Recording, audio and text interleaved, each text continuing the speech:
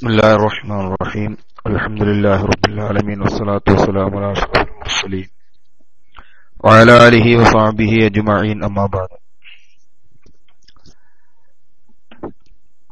ബഹുമാന്യരായ ക്ലാസ് റൂമിന്റെ അഡ്മിന്മാർ, നൂർദീൻ തങ്ങൾ, സയ്യിദുമാർ, ബഹുമാന്യരായ ഉസ്താദുമാർ, ശബ്ദം ശ്രവിക്കുന്ന ക്ലാസ് റൂമിന്റെ മുഴുവൻ സഹചാരികൾ, എല്ലാവർക്കും അള്ളാഹു നമ്മളെയൊക്കെ ഖൈറിൽ ഒരുമിച്ച് കൂട്ടുകയും ദീർഘായുസ്സും ആഫിയത്തും ഇസ്സത്തും നൽകി അനുഗ്രഹിക്കട്ടെ എന്ന് ദുആ ചെയ്യുന്നു.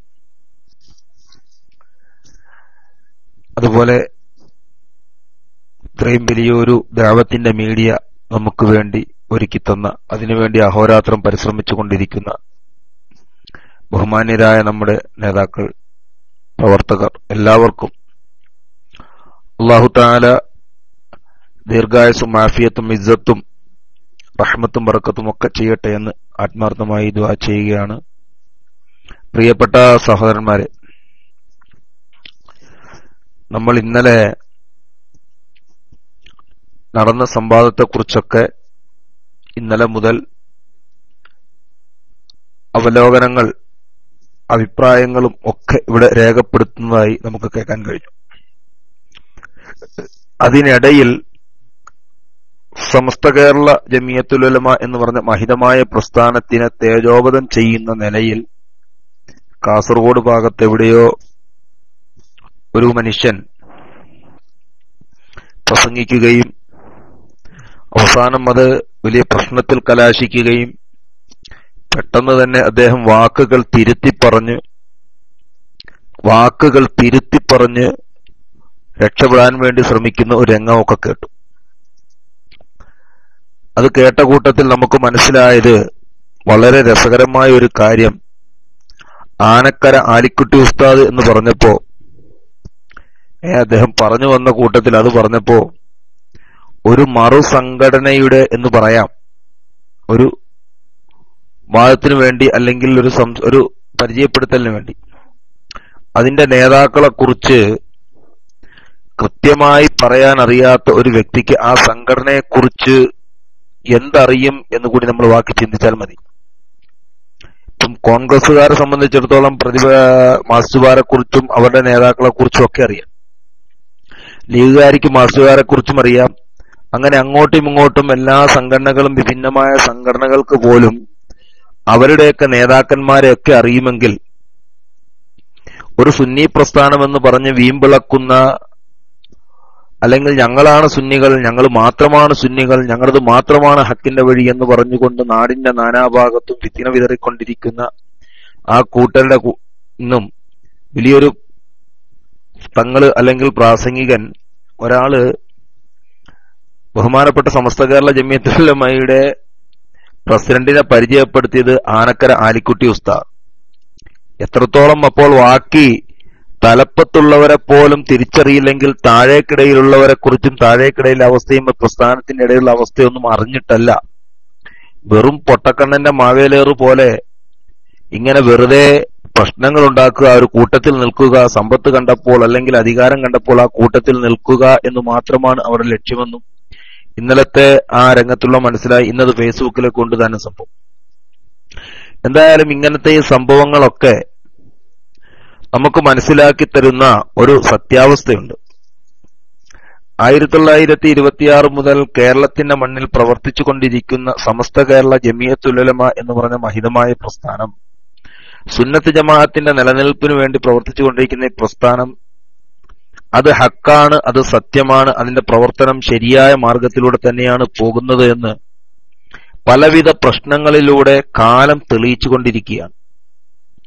അതാണ് ഇതിനെയൊക്കെ ഈ എതിർക്കുന്നവരിൽ നിന്നും അല്ലാഹു തആല ഓരോ നിലയിൽ, ഓരോ രംഗങ്ങളിൽ അവരുടെ മോശത്തരങ്ങളും അവരുടെ പ്രവർത്തനങ്ങളും അവരുടെ രീതികളൊക്കെ സമൂഹത്തിന്റെ മുമ്പിൽ മനസ്സിലാക്കുന്ന വിഡ്ഢിത്തരങ്ങൾ അവർ വിളിച്ചു പറയുകയും ചെയ്യുകയും ഒക്കെ ചെയ്യുന്നത് നമുക്ക് മനസ്സിലാക്കാൻ കഴിയും. നമുക്കറിയാം, ഇവിടെ സുന്നത്ത് ജമാഅത്ത് എന്ന് പറയുന്ന മഹിതമായ സമസ്ത രംഗത്ത് വന്നത് തന്നെ തൗഹീദിനെ വളച്ചൊടിക്കാൻ വേണ്ടി ബിദഈകൾ രംഗപ്രവേശനം ചെയ്തപ്പോഴാണ്. മറ്റൊരു കാര്യത്തിലുമല്ല ഇവിടെ സമസ്ത കേരള ജമിയത്തുൽ ഉലമ എന്ന് പറഞ്ഞ മഹിതമായ പ്രസ്ഥാനം രംഗത്ത് വന്നത്. നമ്മളുടെ വിശ്വാസ ആചാര അനുഷ്ഠാനങ്ങളിൽ മായം ചേർക്കുകയും സ്വന്തം ബുദ്ധിക്കും ഒക്കെ അനുസരിച്ച് വിരിക്കുകയും കൽപ്പിക്കുകയും ഒക്കെ ചെയ്യുമ്പോൾ അതല്ല ഇൽമ്, അതല്ല ദീന്, അതല്ല തൗഹീദ് എന്ന് പറഞ്ഞു കൊടുക്കാൻ വേണ്ടിയാണ് സുന്നത്ത് ജമാഅത്തിന്റെ ഒരു പടയണി ഇവിടെ രൂപപ്പെട്ടത്. നമ്മളെ സംബന്ധിച്ചിടത്തോളം സാധാരണക്കാരായ ഒരുപാട് പേര് ഈ പ്രസ്ഥാനങ്ങളിൽ ചെന്ന് ചാടുന്നു. എന്തിന് ചാടുന്നു? അവരുടെയൊക്കെ മുന്നിൽ ഇവർ പറഞ്ഞു കൊടുക്കുന്നത് ഇൽമിന്റെ ഒരു വശങ്ങൾ മാത്രമായിരിക്കാം, അല്ലെങ്കിൽ ഒരു തെറ്റിദ്ധാരണ ഉണ്ടാക്കുന്ന കാര്യങ്ങളും രീതികളും മാത്രമാണ് അവരൊക്കെ പറഞ്ഞു കൊടുക്കുന്നത്. അതിന്റെ ഉള്ളിലേക്ക് ഇറങ്ങിച്ചെന്ന് ചിന്തിക്കുവാനോ അത് മനസ്സിലാക്കുവാനോ അവർ തയ്യാറാകുന്നില്ല. സുന്നികളായ നമ്മളെ സംബന്ധിച്ചിടത്തോളം നമ്മുടെ പ്രമാണരംഗം പരിശുദ്ധമായ ഖുർആനും ഹദീസും ഇജ്മാഉം ഖിയാസും ഒക്കെ നമുക്ക് അള്ളാഹുവിന്റെ റസൂലിൽ നിന്നും പഠിപ്പിച്ചു തന്നത് അള്ളാഹുവിൽ നിന്നും റസൂലിൽ നിന്നും സഹാബത്തും താബിയങ്ങളും തബഅ താബിയങ്ങളും ഇമാമിയങ്ങളും ഒക്കെയാണ് നമുക്കത് പഠിപ്പിച്ചു തന്നത്. ഈ കാലത്ത് 21-ാം നൂറ്റാണ്ടിൽ ജീവിച്ചിരിക്കുന്നവരല്ല. അത് തന്നെ അള്ളാഹുവിന്റെ റസൂൽ നമ്മെ പഠിപ്പിച്ചു, ഖൈറുൽ ഖുറൂനി ഖർനി സുമ്മല്ലദീന യലൂനഹും. ഏറ്റവും നല്ല കാലഘട്ടം അള്ളാഹുവിന്റെ റസൂലിന്റെ കാലഘട്ടമാണ്. ആ റസൂലുള്ളാഹിയുടെ കാലഘട്ടത്തിന് ശേഷം സഹാബത്തിന്റെ താബിയങ്ങളിലെ ഇങ്ങനെ അങ്ങോട്ട് താഴേക്ക് വരുന്ന കാലഘട്ടങ്ങളാണ്. അങ്ങനെ അള്ളാഹുവിന്റെ റസൂൽ നമ്മെ പഠിപ്പിച്ചു തന്ന ഉത്തമ നൂറ്റാണ്ടിൽ ജീവിച്ചിരുന്ന മഹാന്മാരായ പണ്ഡിതന്മാർ, മുഫസ്സിരീങ്ങൾ, മുഹദ്ദിസീങ്ങൾ, ഫുഖഹാക്കൾ, അവരാണ് പരിശുദ്ധമായ ദീനിനെ അതിന്റെ യഥാവിധി സഹാബത്തിൽ നിന്നും കണ്ടുപഠിച്ചതും കേട്ടുപഠിച്ചതും അറിഞ്ഞതും ഒക്കെ അവർ രേഖപ്പെടുത്തി വെക്കുകയും അതാണ് നമുക്ക് പറഞ്ഞു തരികയും അതാണ് നമ്മൾ സമൂഹത്തിന് മുമ്പിൽ പറഞ്ഞു കൊടുക്കുകയും ചെയ്തുകൊണ്ടിരിക്കുന്നത്. ഇൽമ്, അറിവ് എന്ന് പറയുന്നത് ഏതെങ്കിലും ഒരു കിണറ്റിലെ കുറച്ച് വെള്ളം പോലെയോ അല്ലെങ്കിൽ കെട്ടിക്കിടക്കുന്ന ഒരു തടാകം പോലെയോ അല്ല. ഇൽമ് എന്ന് പറഞ്ഞാൽ അതിവിശാലമാണ്. നമ്മൾ കണ്ടിട്ടില്ലാത്ത, കേട്ടിട്ടില്ലാത്ത എത്രയോ ഹദീസുകളും ആയത്തുകളും ഒക്കെ, ലക്ഷക്കണക്കിന് ഹദീസുകൾ, എത്രയോ ആയത്തുകളുടെ വിശദീകരണങ്ങളൊക്കെ മഹാന്മാരെ രേഖപ്പെടുത്തി വെച്ചിട്ടുണ്ട്. നമുക്ക് ഒരു കാര്യത്തെക്കുറിച്ച് അറിയില്ലെങ്കിൽ നമ്മൾ മനസ്സിലാക്കുമോ പിന്നീട് വേറൊന്നുമില്ല, ഇതായിരിക്കും അതിന്റെ അന്തിമം, അല്ലെങ്കിൽ ഇതായിരിക്കും അതിന്റെ വ്യാഖ്യാനം എന്നൊക്കെ ചിലർ മനസ്സിലാക്കി വയ്ക്കും. അങ്ങനെയൊന്നുമല്ല ഇൽമ്. നമ്മൾ അറിഞ്ഞതിന് അപ്പുറം വീണ്ടും വിശാലമായി കിടക്കുന്നു എന്ന് മനസ്സിലാക്കലാണ് ഏറ്റവും വലിയ ബുദ്ധി. അത് തന്നെ നമുക്ക് നമ്മുടെ ഇമാമായ ബഹുമാനപ്പെട്ട ഇമാമുന ഷാഫി റഹ്മത്തുള്ളാഹി തആല അലൈഹിയുടെ അഭിപ്രായങ്ങളിലേക്ക് ചിന്തിച്ചാൽ നമുക്ക് മനസ്സിലാക്കാൻ കഴിയും.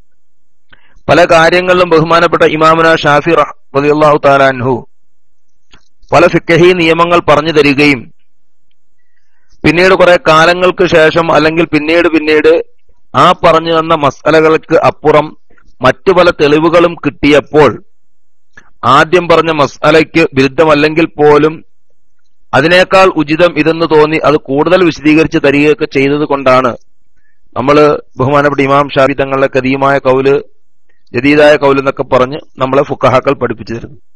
അതുകൊണ്ട് ഇൽമ് എന്ന് പറയുന്നത് വിശാലമാണ്. അത് ബഹുമാനപ്പെട്ട സുന്നത്തി ജമാഅത്തിന്റെ പണ്ഡിതന്മാർ ലക്ഷക്കണക്കിന് ഹദീസുകളും മറ്റും പഠിക്കുകയും പഠിപ്പിക്കുകയും ചിന്തിക്കുകയും മനസ്സിലാക്കുകയും ഒക്കെയാണ് ചെയ്തുകൊണ്ടാണ് അത് പറഞ്ഞു തരുന്നത്.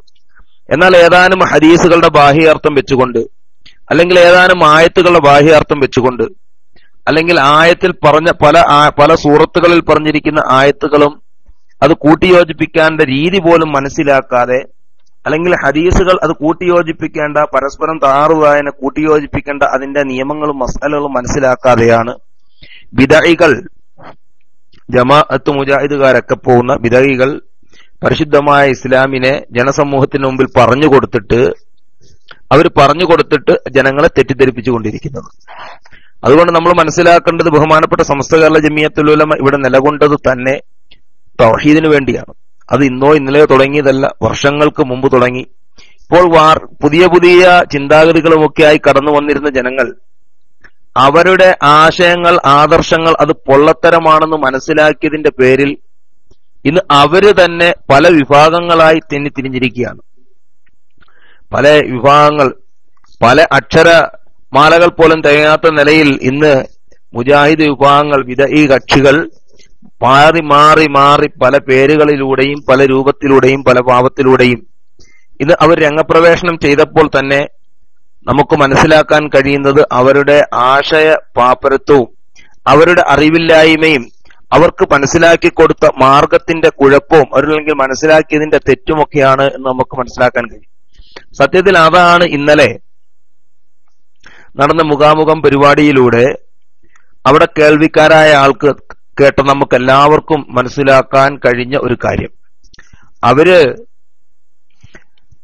അവിടെ ചോദിക്കുമ്പോൾ, അത് ചോദ്യത്തിന് മറുപടി പറയുമ്പോൾ, അവര് വീണ്ടും സമൂഹത്തിനെ തെറ്റിദ്ധരിപ്പിക്കാൻ ഖുർആനിലും ഹദീസിലും ഉണ്ടോ എന്ന് ചോദിക്കുമ്പോൾ, ബഹുമാനപ്പെട്ട മറിയം ബീവിയുടെയും ഈസ നബിയുടെയൊക്കെ സംഭവങ്ങൾ എടുത്തെടുത്ത് പറയുമ്പോഴും അപ്പോഴൊക്കെ അവിടെ ദുർവ്യാഖ്യാനം കൊണ്ട് ഏതെങ്കിലും മലയാള പുസ്തകങ്ങളിൽ നിന്ന് വായിച്ചത് കൊണ്ട് ഏതെങ്കിലും ഒരു ആകർത്തങ്ങൾ വെച്ചുകൊണ്ട് മാത്രം അവർ രക്ഷപ്പെടാൻ വേണ്ടി സ്വന്തം അണികളെ പിടിച്ചു നിർത്താൻ വേണ്ടി കിടന്ന് പാടുപെടുന്ന ഒരു രംഗം നമുക്ക് കാണാൻ കഴിഞ്ഞു.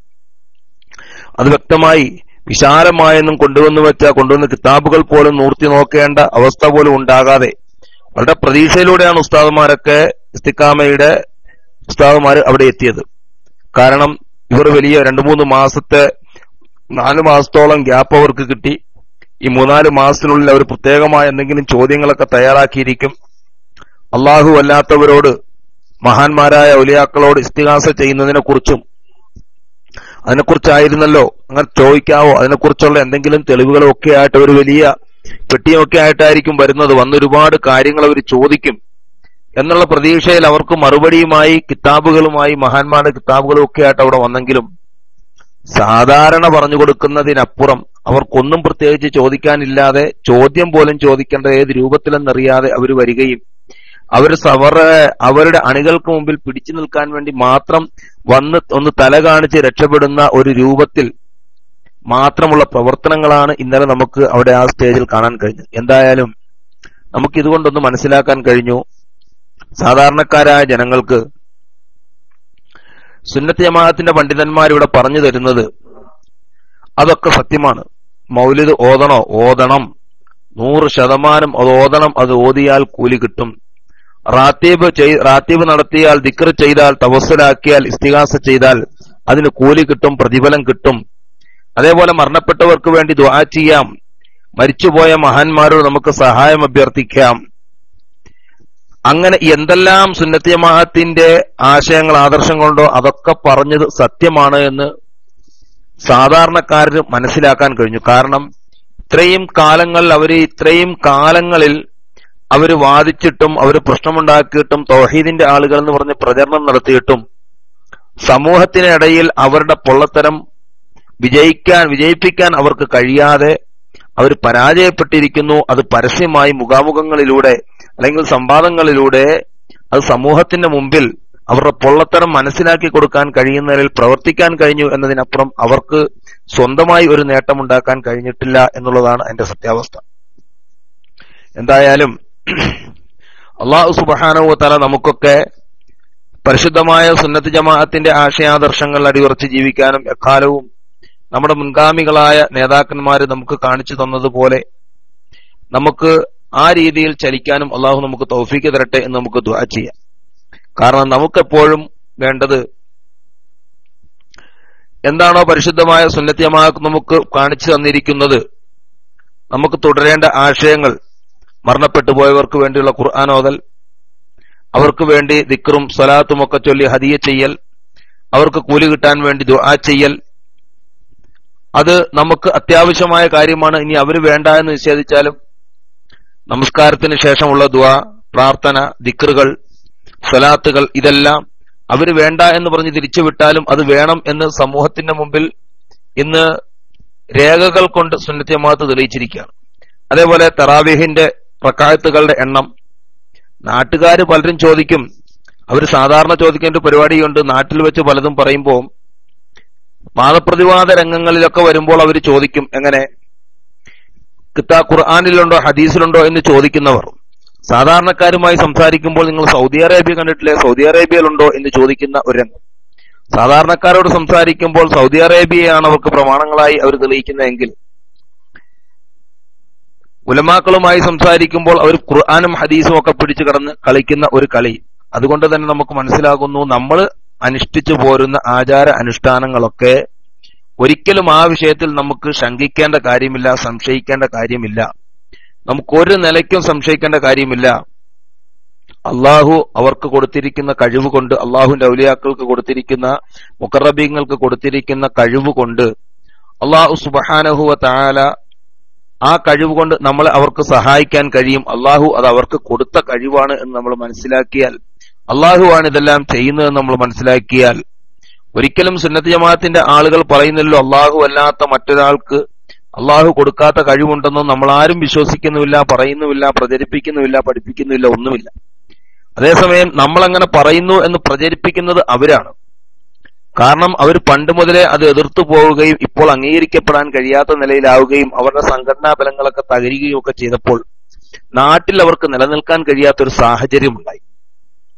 കാരണം മഹാനായ റസൂലുള്ളാഹി സ്വല്ലല്ലാഹു അലൈഹി വസല്ലമ പരിശുദ്ധമായ ദീൻ ഇസ്ലാമുമായി കടന്നു വന്നപ്പോൾ ഖുറൈശികളിൽ പലർക്കും അറിയാമായിരുന്നു, അബൂജഹലിന് വരെ അറിയാമായിരുന്നു അള്ളാഹുവിന്റെ റസൂൽ കൊണ്ടുവന്ന ഈ ദീൻ ഹക്കാണ്, സത്യമാണ് എന്നറിയാമായിരുന്നു. അബൂലഹബിനും അറിയാമായിരുന്നല്ലോ. അബൂലഹബിനെ അറിയാമെങ്കിൽ പോലും എന്തുകൊണ്ട് അംഗീകരിച്ചില്ല? അവരുടെ ജീവിക്കുന്ന കാലഘട്ടത്തിലുള്ള ജനങ്ങൾക്കിടയിലുള്ള മാന്യത നഷ്ടപ്പെടുവോ, സ്വാധീനം നഷ്ടപ്പെടുവോ, അല്ലെങ്കിൽ ദുന്യവിയായ എന്തെങ്കിലും കാര്യലാഭങ്ങളും നേട്ടങ്ങളും നഷ്ടപ്പെടുമോ എന്നത് ഉദ്ദേശിച്ചുകൊണ്ട് ഹക്കിന് വിപരീതമായി നിൽക്കുക, കൊണ്ടുവന്നല്ലോ താൻ പിടിച്ച മുയലിന് 3 കൊമ്പ് എന്ന വാദത്തിൽ പിടിച്ചു നിൽക്കുക എന്ന് മാത്രമാണ് അവർ ലക്ഷ്യം. അതുതന്നെയാണല്ലോ ഇന്ന് സുന്നത്ത് ജമാഅത്തിന്റെ പേരിൽ, സമസ്തയുടെ പേര് പറഞ്ഞ് പ്രചരണം നടത്തിക്കൊണ്ടിരിക്കുന്ന ഒരു വിഭാഗവും ചെയ്തുകൊണ്ടിരിക്കുന്നത്.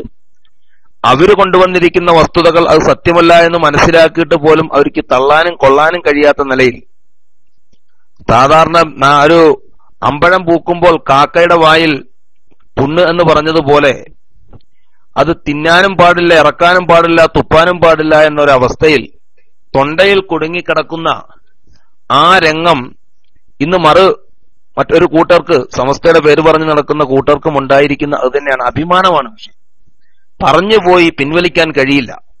ചെയ്തു പോയി എങ്കിൽ ആ തെറ്റിൽ നിന്നും തൗബ ചെയ്യാനുള്ള ആ മനസ്ഥിതി, അത് അഭിമാനത്തിന് ക്ഷതം വരുവോ, എന്തെങ്കിലും കുറവ് സംഭവിക്കുമോ എന്ന പേടി, അതാണ് ഇക്കൂട്ടരെയൊക്കെ, ഈ വിധേയികളെയാണെങ്കിലും അല്ലെങ്കിൽ വിധകൾ പറഞ്ഞതിനപ്പുറം കടത്തിവെട്ടി പ്രഖ്യാപനം നടത്തിയ പ്രസ്ഥാനക്കാർക്കാണെങ്കിലും, വിധേയികൾ ഇന്നലെ നമ്മളവിടെ മുഴങ്ങിക്കേട്ടല്ലോ, അള്ളാഹുവിന്റെ റസൂലിന്റെ മൗജിസത്ത് പറഞ്ഞ കൂട്ടലുകൾ ഖുർആനല്ലാത്ത മറ്റൊന്നും നിലനിൽക്കില്ല എന്ന് സമസ്തയുടെ പേരിൽ പ്രചരണം നടത്തിക്കൊണ്ടിരിക്കുന്ന ഒരു വിഭാഗം, അവരുടെ നേതാവ് പറഞ്ഞ ആ അത് എടുത്തെടുത്ത് പറയുകയുണ്ടായി.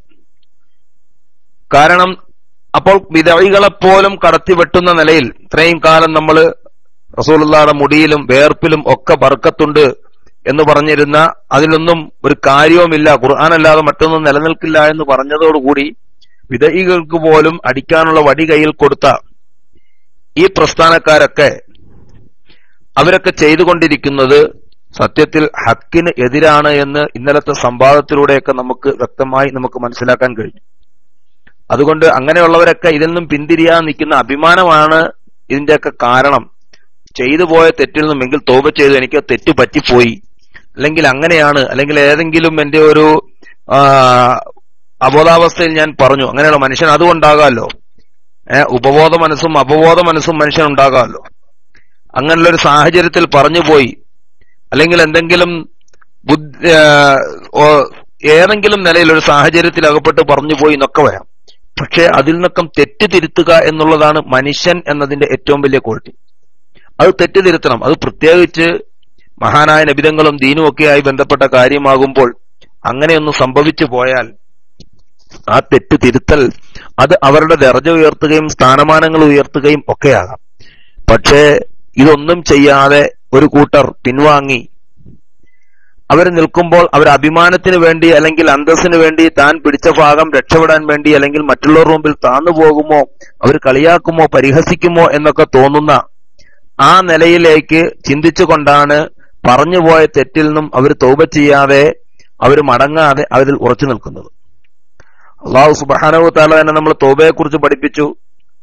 ഒരു മനുഷ്യൻ തെറ്റ് ചെയ്തിട്ട് അള്ളാഹുവിലേക്ക് എത്ര വലിയ തെറ്റ് ചെയ്താലും അവൻ അള്ളാഹുവിലേക്ക് തൗബ ചെയ്ത് മടങ്ങിയാൽ അള്ളാഹു സുബ്ഹാനഹു വ തആല അവന്റെ തൗബ സ്വീകരിക്കുമെന്നും എപ്രകാരം മരുഭൂമിയിൽ തനിക്ക് നഷ്ടപ്പെട്ടു പോയ ഒട്ടകം നഷ്ടപ്പെട്ടു പോയി തൻ ഗത്യന്തരമില്ലാതെ കറങ്ങി നടന്ന് താൻ യാതൊരു രക്ഷയുമില്ലാതെ തന്റെ എല്ലാ പ്രതീക്ഷകളും അസ്തമിച്ച സമയത്ത് യാതൊരു കുഴപ്പവുമില്ലാതെ തന്റെ ഒട്ടകം തന്നിലേക്ക് തിരിച്ചു വന്നാൽ തനിക്കുണ്ടാകുന്ന സന്തോഷം എത്ര വലുതാണോ അതിനേക്കാൾ വലുതാണ് തെറ്റ് ചെയ്ത ഒരു സാധു, ഒരു മനുഷ്യൻ തന്റെ ജീവിതത്തിൽ സംഭവിച്ചു പോയ തെറ്റുകൾ അത് അള്ളാഹുവിന്റെ മുമ്പിൽ തൗബ ചെയ്ത് മടങ്ങിയാൽ അള്ളാഹുവിനുണ്ടാകുന്ന സന്തോഷം എന്ന്.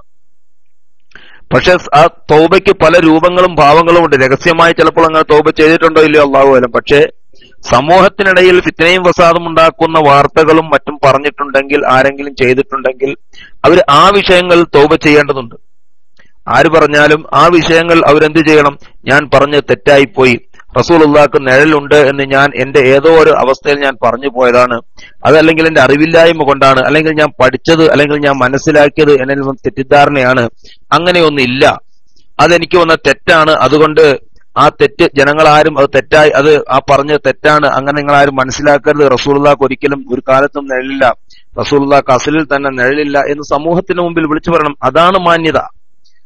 അതേപോലെ അത് തന്നെ പറഞ്ഞു, റസൂലുള്ളാഹിയുടെ മുഅ്ജിസത്ത് ഖുർആൻ മാത്രമല്ല മറ്റു പലതുമുണ്ട്, അതൊക്കെ ഖിയാമത്ത് നാൾ വരെ എല്ലാം നിലനിൽക്കുന്നതാണ് എന്ന് പറയണം. അതാണ് മാന്യത, അതാണ് തൗബ എന്ന് പറയുന്നത്.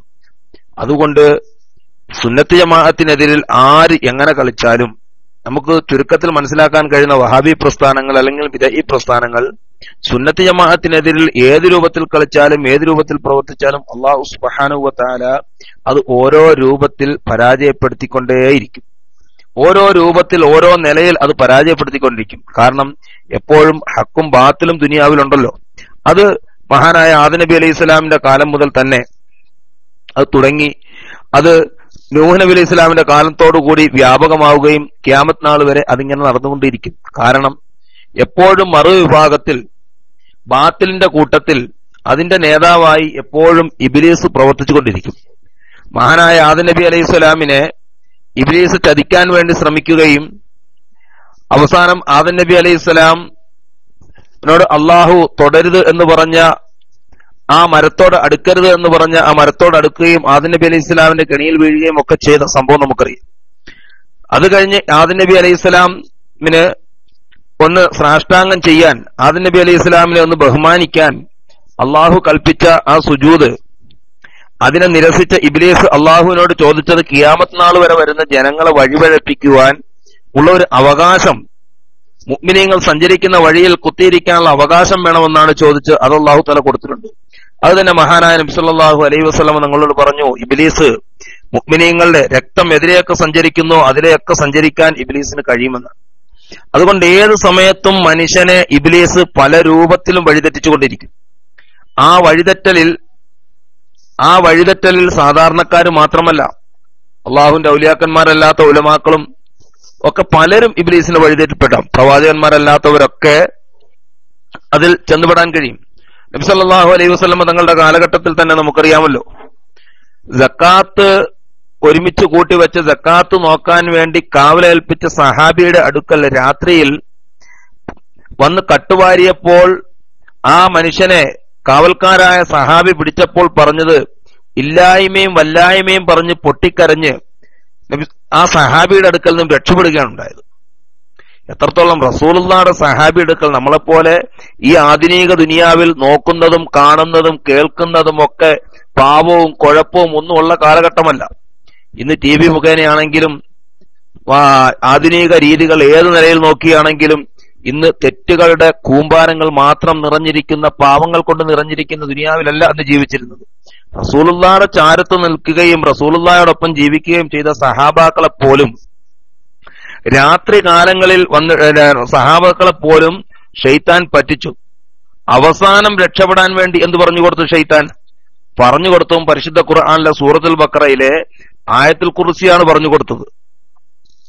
ഒരു കള്ളനിൽ നിനക്ക് രക്ഷപ്പെടണമെന്നുണ്ടെങ്കിൽ നീ ഇത് ഓതിക്കോ, നിനക്ക് ഞാൻ ഒരു ഇൽമ പഠിപ്പിച്ചു തരാം എന്ന് പറഞ്ഞു. അപ്പോൾ ഓരോ മനുഷ്യന്റെ അടുക്കൽ ഏത് രൂപത്തിൽ ഇബ്ലീസ് വരും, ശൈത്താൻ വരും എന്ന് നമ്മൾ ചിന്തിച്ചാൽ മതി. ബുദ്ധിയുള്ളവർക്ക് ചിന്തിച്ചാൽ മതി.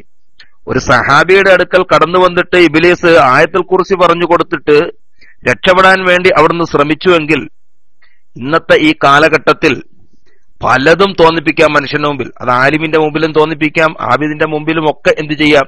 ഇബ്ലീസ് പല രൂപത്തിലും അത് നല്ലതാണ്, ഇങ്ങനെയാണ് പറയേണ്ടത്, അങ്ങനെയാണ് പറഞ്ഞത്, അങ്ങനെ പലതും തോന്നിപ്പിക്കാം, പലതും പറയാം. പക്ഷേ നമുക്കങ്ങനെ തോന്നുകയും നമ്മൾ എന്തെങ്കിലും പറയുകയും ചെയ്ത് തെറ്റിലേക്ക് പോയിട്ടുണ്ടെങ്കിൽ അത് തിരുത്താൻ സുന്നത്തി ജമാഅത്തിന്റെ പണ്ഡിതന്മാർ മുന്നോട്ട് വരുമ്പോൾ അവരെ അംഗീകരിച്ചുകൊണ്ട് തിരുത്തുകയാണ് വേണ്ടത്. അല്ലാഹു സുബ്ഹാനഹു വ തആല സുന്നത്തി ജമാഅത്തിൽ അടിയുറച്ചു നിൽക്കാൻ നമുക്ക് തൗഫീഖ് തരട്ടെ എന്ന് പറഞ്ഞുകൊണ്ട് തൽക്കാലം മൈക്കിൽ നിന്നും അസ്സലാമു അലൈക്കും വറഹ്മത്തുള്ളാഹി.